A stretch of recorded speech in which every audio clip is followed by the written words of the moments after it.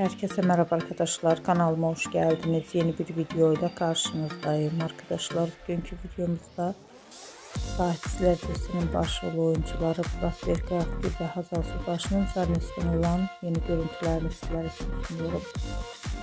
Siz de benim videomu beğenirsinizse kanalımı izlemeyi ve bildirimleri açmayı unutmayın.